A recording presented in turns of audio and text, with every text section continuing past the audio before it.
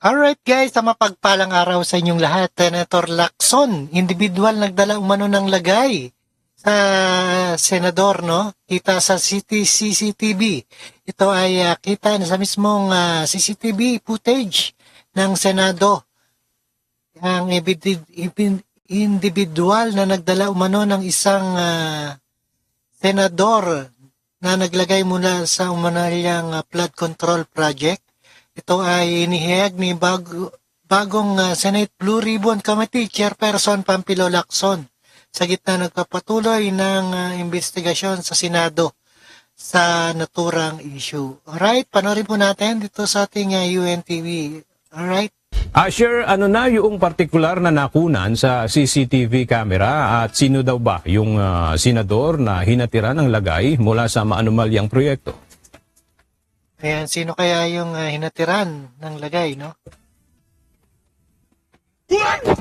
Aga wala pang ibinibigay o kinukumpirma na ibang impormasyon si Senate President Pro Tempore Panfilo Ping Lacson, partikular nga doon sa mga nakita sa closed circuit television o CCTV footage ng Senado kung saan makikita nga itong or nakita nga at nakumpirma na nagpunta ng Senado itong individual umano na nagdala ng lagay sa mga senador kaugnayan ng maanumalyang flood control projects.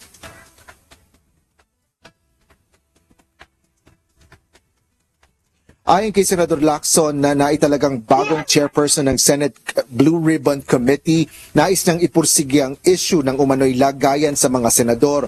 Kasunod dito ng isiniwalat na impormasyon ni Bryce Hernandez, dating opisyal ng Department of Public Works and Highways, sa pagdinig ng House of Representatives, kung saan isang tauhan umano ng WJ Construction na nagpunta sa Senado upang magsagawa umano ng delivery obligation o magdala ng lagay kay Senador Jinggoy Estrada. Itinanggi na ng issue na ito ni Estrada, ngunit nais ni Lacson na imbestigahan ito at ipatawag ang naturang tauhan ng WJ Construction na nagkumpirma na nakapunta ito sa Senado.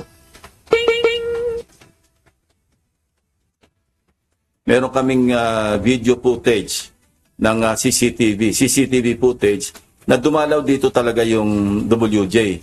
Ang pangalan niya Mina, no? Ipapatawag namin yon. Kasi tatanungin namin, although may idea kami kung saan siya nagpunta rito, kaninong opisina ang dinalaw niya, pero ipapatawag namin para malaman natin kung kanino siya nagpunta, kaninong office at sino yung kinausap niya, para maliwanag whether or not staff ng Blue Ribbon yung pinuntahan o legislator yung pinuntahan, edi magpaliwanag yung kapwa senador kung siya ay napuntahan. Bakit nagpunta rito yung WJ? Oo nga, bakit nagpunta yung WJ, no?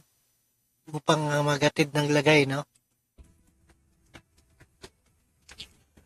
Ayon pa kay Senador Lacson, hindi pa niya personal na nakikita ang CCTV footage, ngunit ipinapasabina na niya ito upang makasiguro na mayroon silang kopya ng CCTV footage. Nilinaw naman ng Blue Ribbon Chairperson na ipagpapaliban nila ang naunang schedule ng susunod na pagdinig ng komite na nakatakda sana sa September 16. Kailangan pa kasi anya nila ng kaunti pang panahon para ayusin ang mga ebidensya na nakalap ng Blue Ribbon nang nasa ilalim pa ito ng pamumuno ni Senate Deputy Minority Leader Rodante Marcoleta. Sa halip, isasagawa nila ang susunod na pagdinig kaugnay ng mga anomalya sa flood control projects sa September 18. Araw yan ng Huwebes ng susunod na linggo. Sa ganitong paraan anya, mas mahaba ang kanilang magiging oras ng pagdinig dahil walang sesyon ng plenaryo sa araw ng Huwebes. Aga plano din ni Senador Panfilo Ping Lacson ang pag-iimbita o pagpapatawag sa operator ng CCTV ng Senado upang ipaliwanag nito ang nakita sa CCTV footage, partikular na yung mga aktibidad ng naturang tauhan ng WJ Construction. Yan ang latest dito sa Senado. Balik sa iyo, Aga.